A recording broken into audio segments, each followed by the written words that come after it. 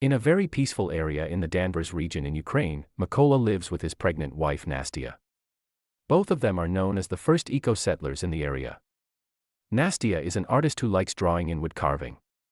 She even makes a wood angel from Nikola so he can have a protection amulet. Mykola is a mathematician, physicist and ecologist that teaches at the local school which he travels to on his bicycle. The peace sign outside their home is the paw of the white raven, representing an ancient legend of a raven that felt pity for people and brought them fresh water and food, losing its feathers in the process because of the lack of electronics at home. The couple does not get any news until Mykola goes to work and gets a few minutes of TV during his break. That is how he learns about the protesters that were killed in Ukraine's capital city and Russia, possibly invading the country. During class, Mykola is harassed by student Ivan, who thinks his teacher is a stranger and a weirdo, so he wants him gone. But Mykola never lets him anger him because he believes in pacifism and working on guiding the youth's mind. One morning on his way to work, Mykola notices some soldiers standing by the road, but pays them no mind. When he finally arrives at school, he is shocked to find it. And the TV quickly tells him why Russia has invaded Ukraine. Remembering the soldiers he saw earlier, Mykola worries about his wife and Russia's back to his house, but it is already too late. The Russians are there beating Nastia up, and they catch Mykola too. When he tries to defend her, after the soldiers make sure they are not spies, they start a fire inside the house and leave. But when Nastia tries to retaliate by throwing a stone at them, the soldiers do not hesitate to shoot her before finally going away. Devastated, Mykola clings to his wife's body while watching his house burn down hours later. Two members of the Ukrainian militia find Mykola and after checking his identity to make sure he is an innocent civilian, they help him dig a grave for Nastia. Then they take him away with them to their base, although before leaving Mykola makes sure to take the wood angel with him as the last memory of his wife. The higher-ups at the base are not happy about the sudden arrival of a stranger because he could be a spy. But Mykola quickly proves himself by saying he wants to join the army and drive the Russians out of their country. From then on, Mykola is sent to a heavy training course where he must learn to exhaust his body and use firearms, two things that is a pacifist he's never done before. Disassembling and assembling weapons is particularly hard for him, and it earns him the mockery of his superiors, especially when he announces he has chosen Raven as a code name. Mykola does not let them put him down and trains extra hard, staying up late with weapon practice and keeping the wood angel close so he never forgets his objective, getting revenge for his wife. A few weeks later, the trainees learn there are not enough snipers at the front, and the army is looking for volunteers for the job. Not many people are interested, but Nikola immediately volunteers, only to be met with more mockery. Still not willing to give up, Mykola takes a challenge to prove himself. He disassembles and reassembles an AK-47 while blindfolded in under 20 seconds, finally earning everyone's respect. They also start calling him Raven as he wanted.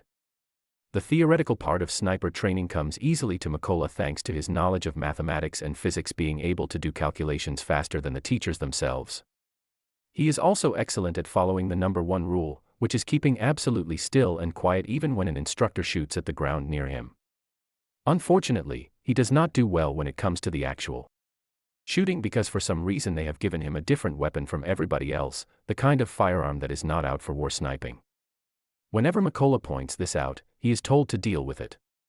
Once again, Mykola refuses to give up and makes a plan to prove what he can do. The last sniper test is during the night, and the trainees must shoot as soon as a flare shot by the instructor gives them enough light around their subjects. However, Mykola does not shoot yet.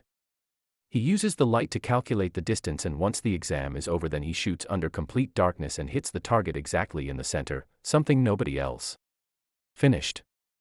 This allows Mykola to graduate with the highest score and ends up being assigned to a first-class unit.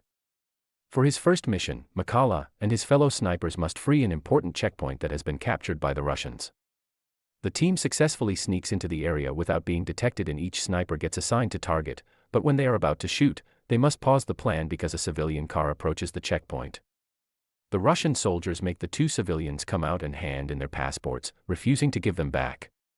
When they ask the couple to leave, the man makes a scene as he demands to be given his things back, causing the Russian soldiers to respond with violence. Mykola's team notices this and immediately attacks, killing every soldier with quick, efficient shots, including the guy that tries to hold the civilian woman hostage. Once the mission is over, the team hangs the Ukrainian flag to retake control of the checkpoint. When they return to base, McCullough hears his fellow newbies have left on a different mission, so he uses this moment of downtime to visit the school he used to work at, finding himself deeply moved by the desolate side of the dusty classrooms. The next day when the other team comes back, McCullough, hit by the hardest of news, one of his friends has died at the hands of an enemy sniper. This adds to the list of reasons why McCullough wants to get revenge for the next mission. McCall's team hides a bunch of explosives on trees behind leaves before they hide in the grass while waiting for their enemy to show up. When the Russian soldiers appear in the forest, as reports had anticipated, McCullough hesitates to shoot because he sees something he cannot believe. Ivan has joined the Russian army and is coming this way with the rest of their enemies. He snaps out of it when the captain orders him to shoot and McCullough hits the detonator, killing every Russian soldier, including Ivan. When the captain asked him what was all about, and hears McCall's explanation, he responds Ivan had made his choice. Later, during a break, McCullough and the captain bond over their memories of home. The captain carries with him a picture of his family and explains he has an agreement with his wife not to tell his daughters the nature of his job, so they think he is away on a business trip. In return, McCullough shows him the wood angel, explaining it symbolizes his own family.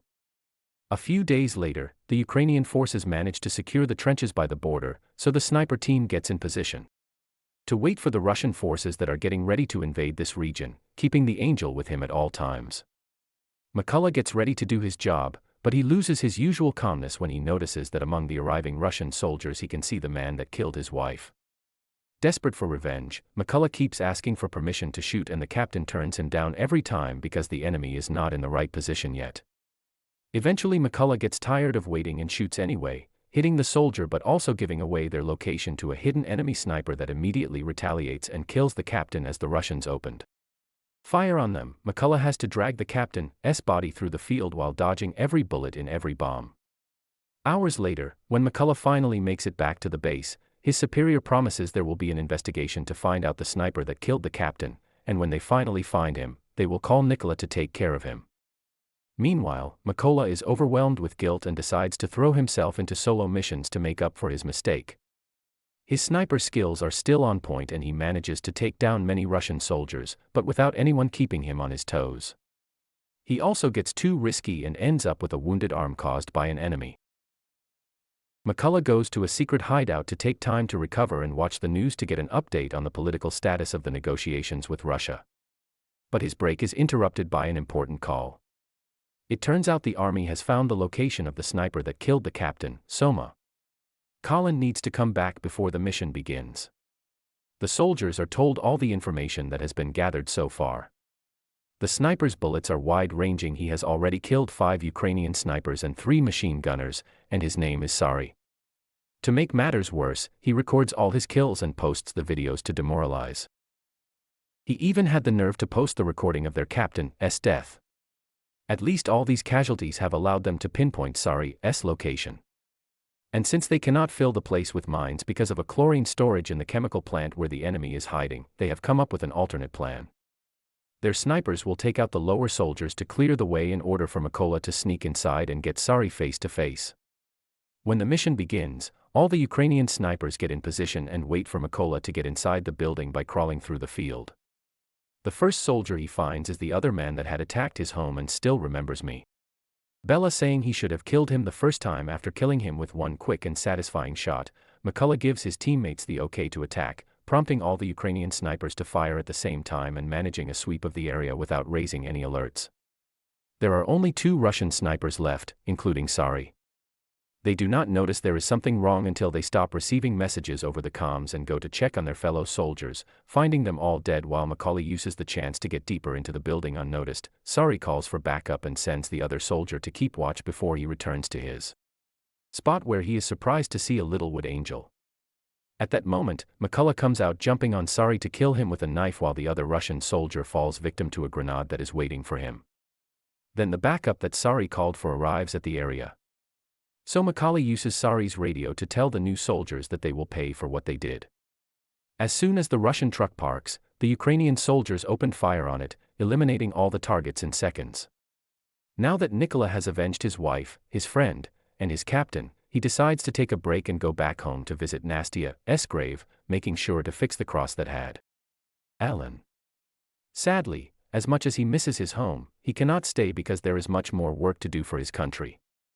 Soon he is on another solo mission, ready to bring down as many Russian soldiers as necessary. Make sure to subscribe and turn on notifications so you can watch more videos like this. Thanks for watching.